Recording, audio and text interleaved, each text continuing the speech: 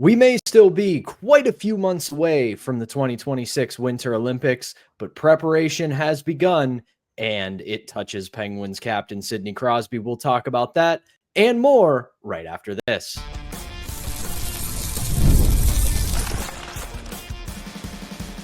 You're Locked On Penguins, your daily podcast on the Pittsburgh Penguins, part of the Locked On Podcast Network, your team every day. Welcome in, everybody, to another edition of the Locked On Penguins podcast. I'm one of your hosts, Patrick Damp. You can follow me across all social media platforms at Synonym for Wet. Joined as always by the one and only Hunter Hodes. You can follow him on Twitter at Hunter Hodes. You can give our show's account a follow at LO_Penguins. You can also follow us on Instagram at LockedOn_Penguins.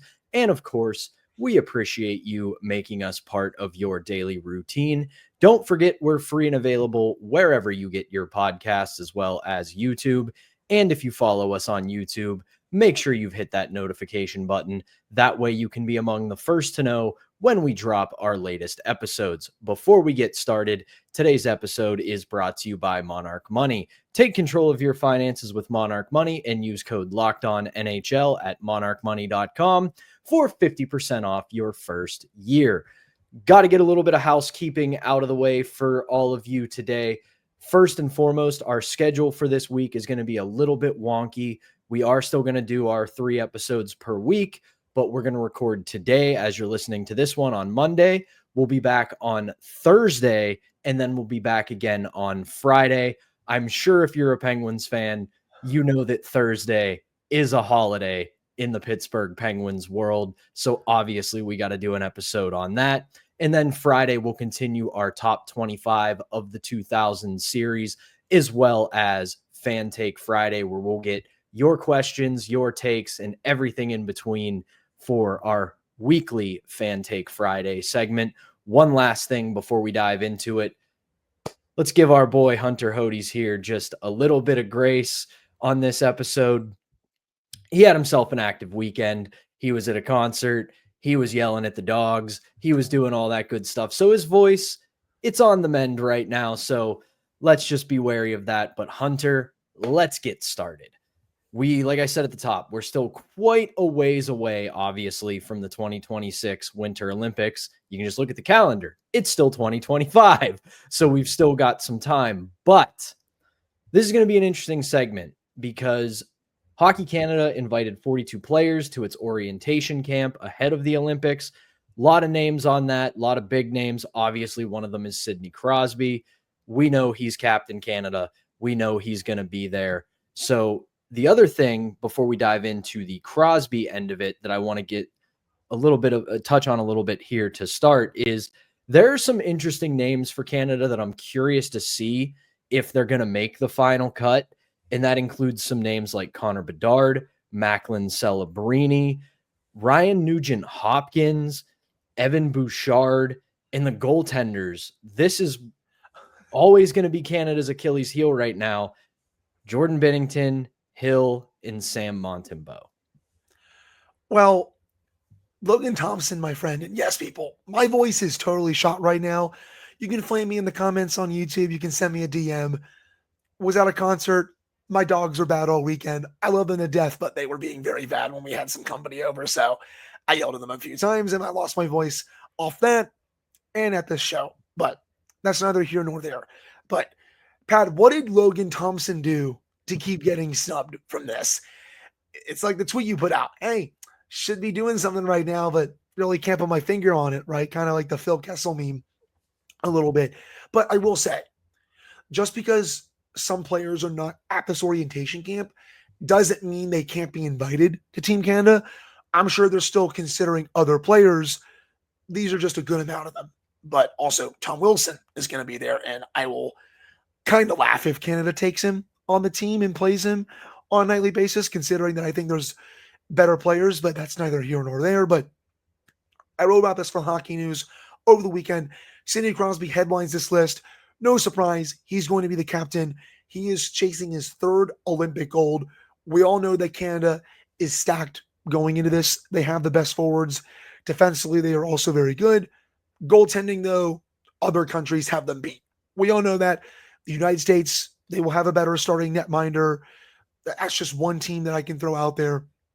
But again, as long as they have the forwards and as long as they also just get average goaltending, they still should be fine with this tournament. But this is still a big opportunity for Sid. This is going to be his first Olympics since 2014. It's crazy that it's taken this long for the NHL to go back to the Olympics. And Pat, there is a very real chance that this could be the last time he represents Canada on the Olympic stage.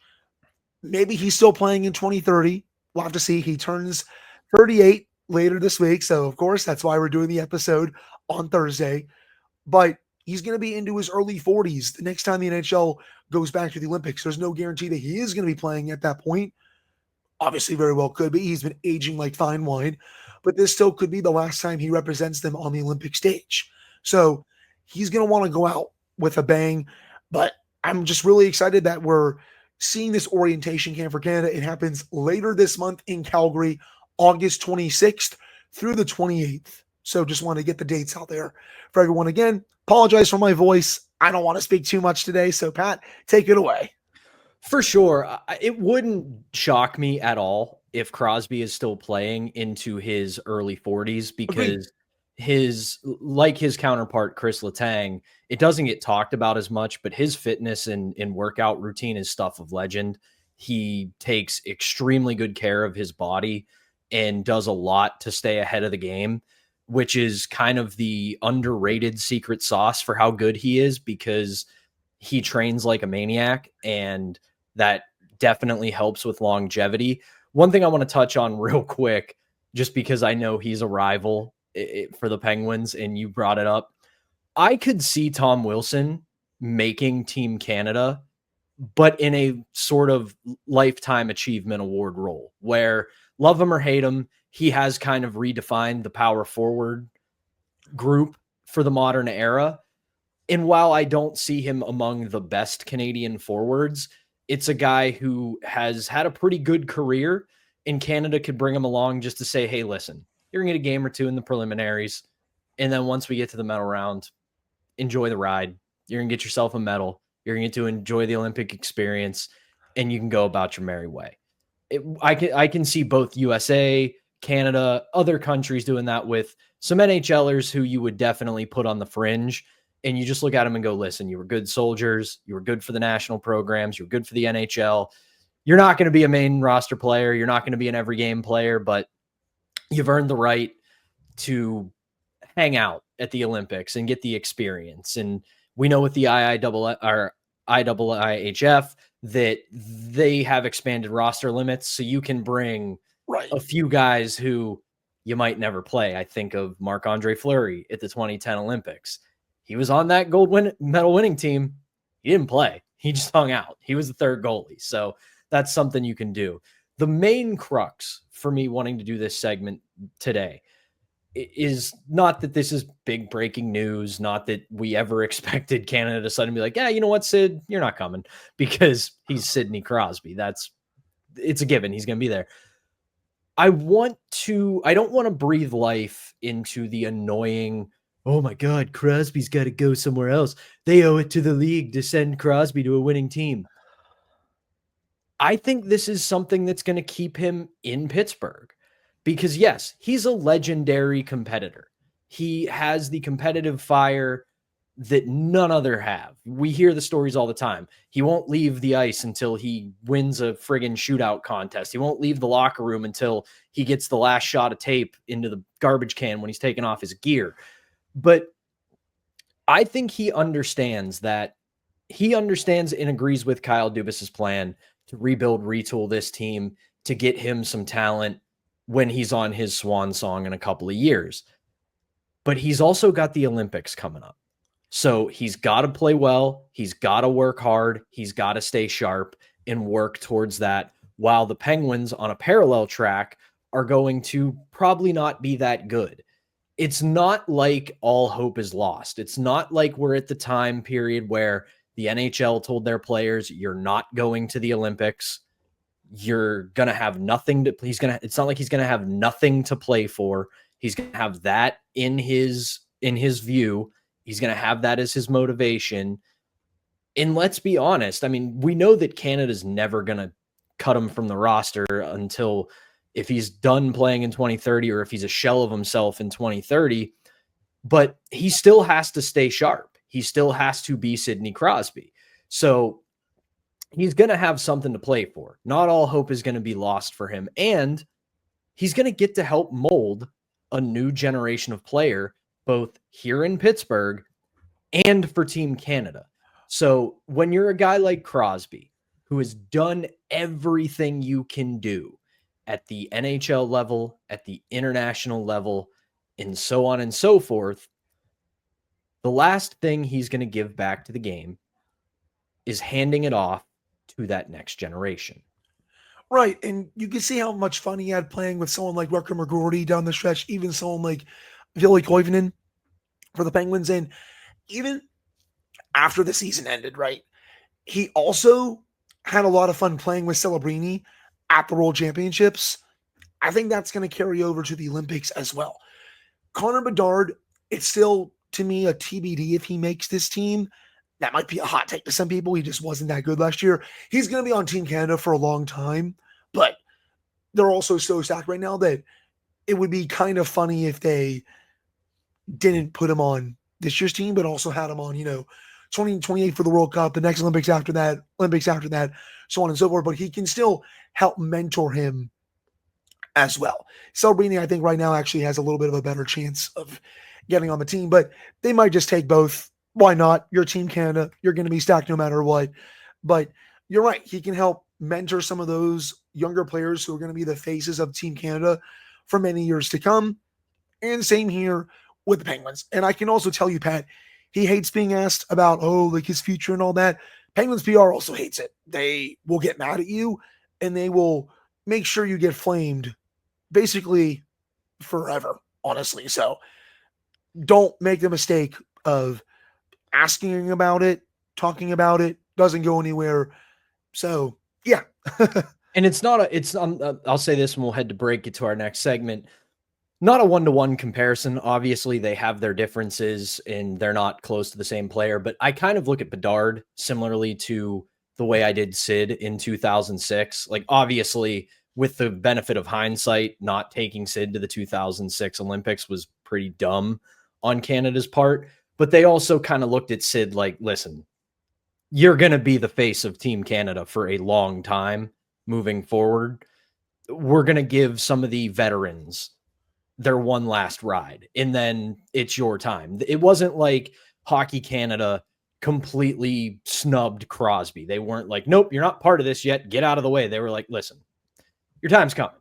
And I think that's the same for Bedard. So we'll see what happens with that. But that is going to do it for our opening segment. When we come back, Nick Robertson, been a popular name among a lot of trade speculation, especially with the Pittsburgh Penguins and his connection to Kyle Dubas.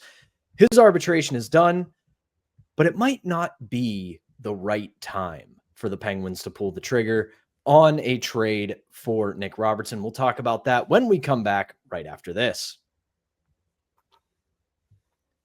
But first, we got to tell you about today's first sponsor, and that is Monarch Money.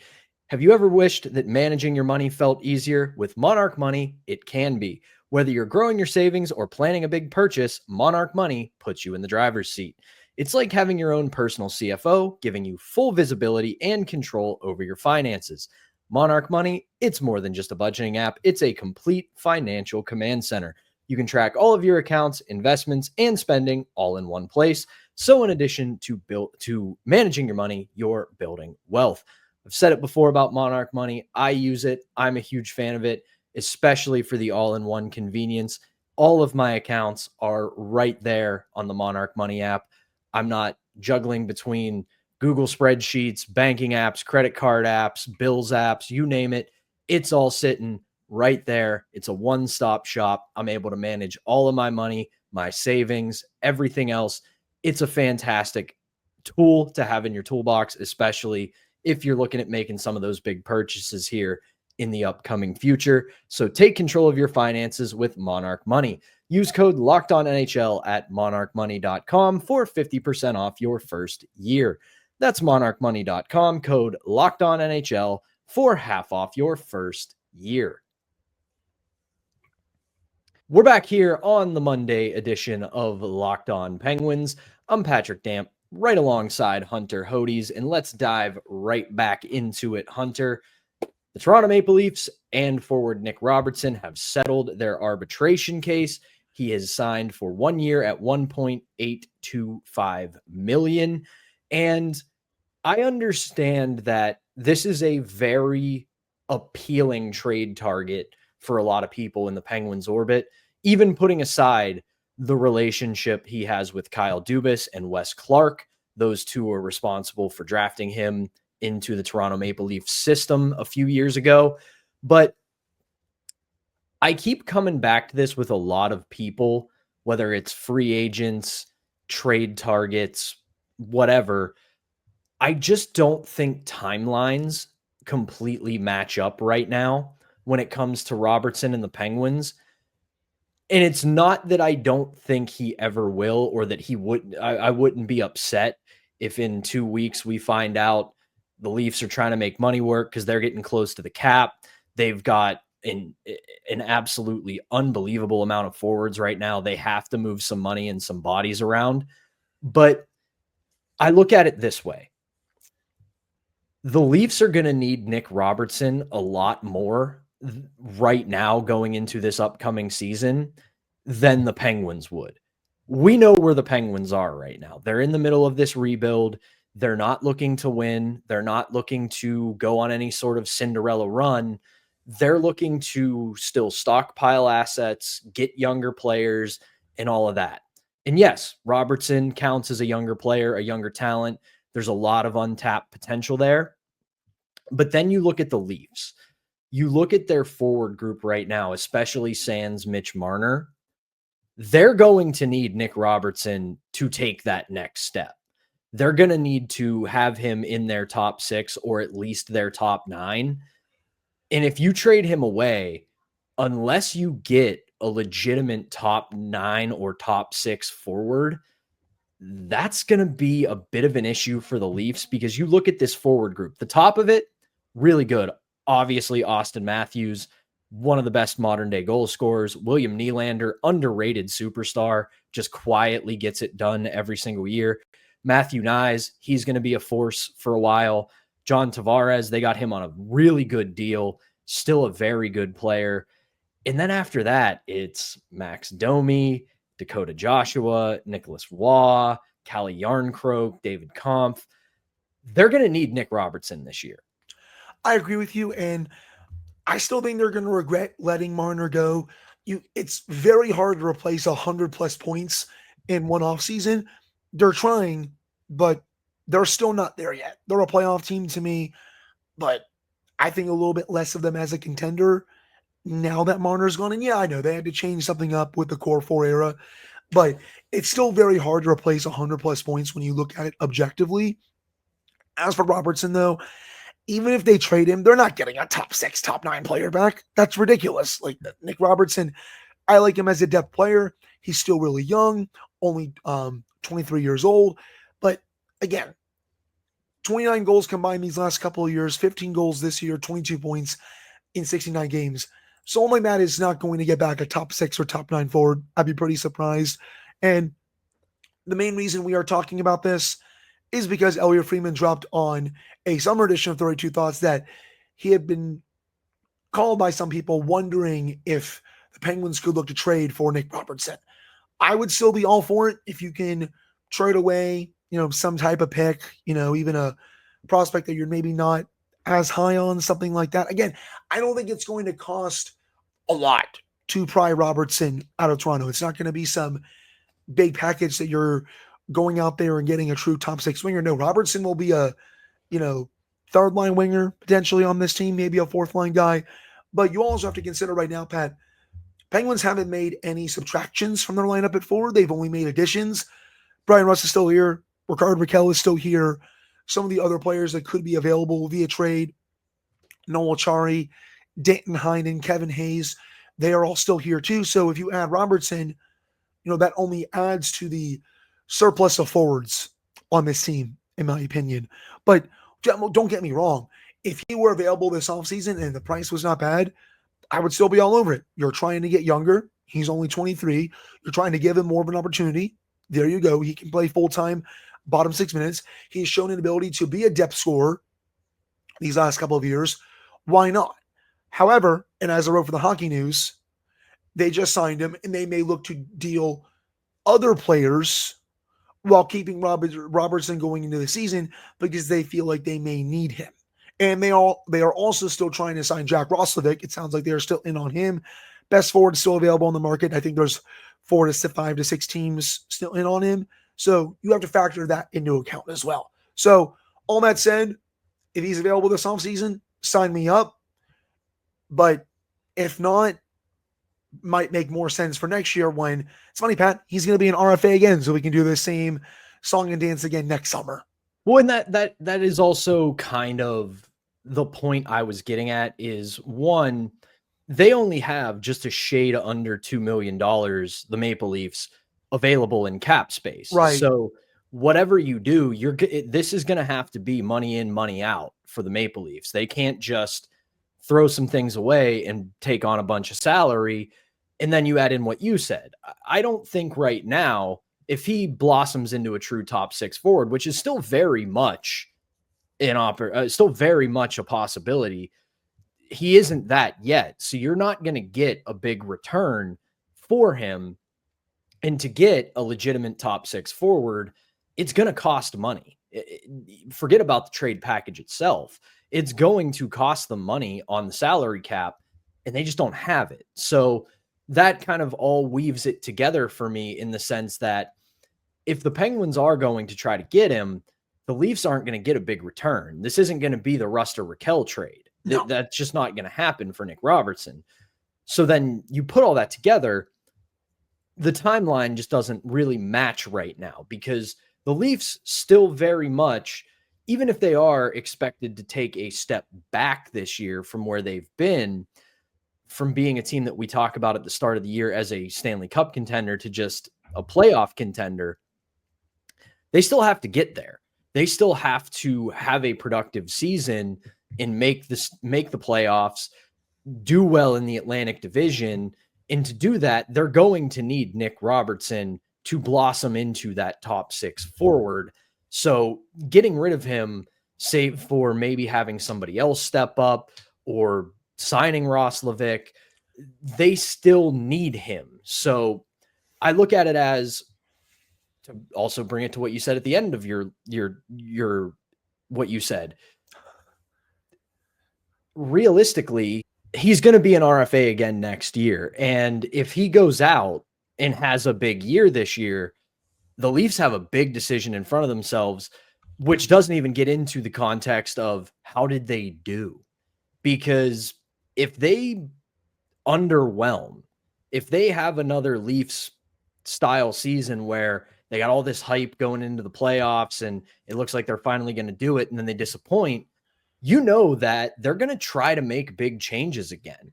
And if you compound that with Nick Robertson having a big year, being an RFA, wanting a lot of money, then I think this could really match up for the Penguins, where he's an RFA, you can trade for his rights, or you can make an offer sheet send an offer sheet his way, because you'll have the cap space and the timeline works out a little bit better. So we'll see on that. But like you said, I don't see this being realistically a thing that they're going to do right now. It could happen.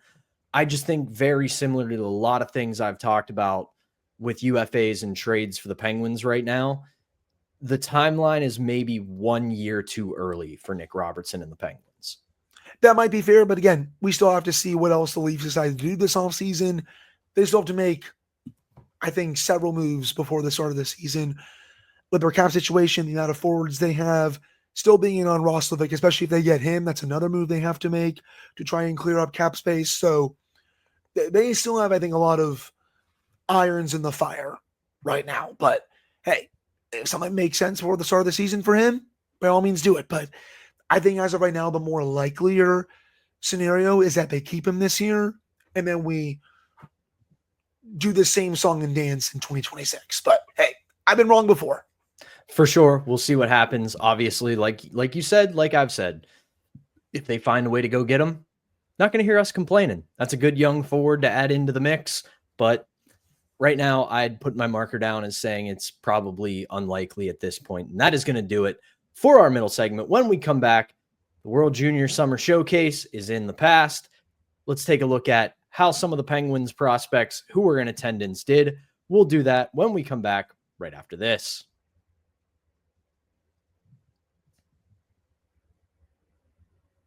We're back here on the Monday edition of Locked On Penguins.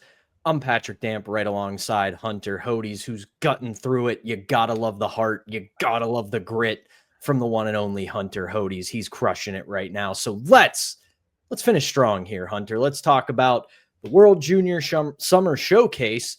Really, I'm not starting off strong this third segment, but hey, you know what? It's a Monday. Let's keep it rolling.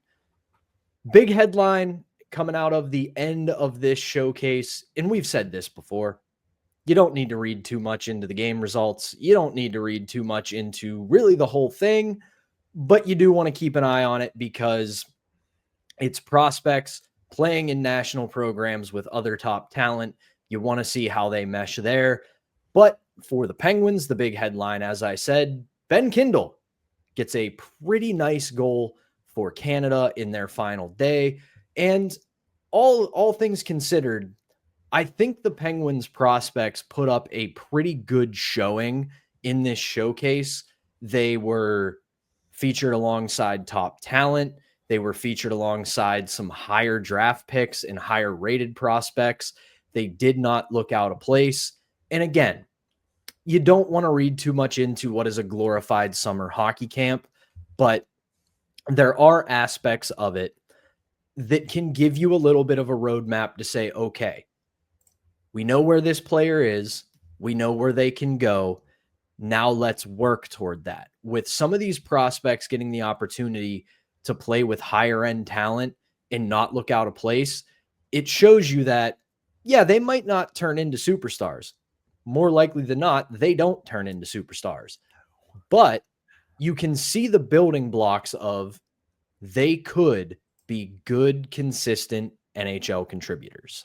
There you go. I 100% agree with you on that. There's still just some wild comparisons for prospects and some projections that we just got to settle some fans down. I know it's exciting having these young prospects. It's something that Penguins fans haven't been used to for the last 20 years, basically. But hey, it's good now. They have a better pool, but we still need to keep our expectations in check. Speaking of, though, Ben Kindle had a really nice goal to end the summer showcase. It looked like there was no room when he was driving to the net, but he was able to somehow jam the puck through the Team USA netminder. By the way, Team USA did not play well at the summer showcase, lost 5 of 6 games. Canada really didn't play that well either, but they were able to beat the Team USA in that game. And it was nice seeing Kindle get rewarded.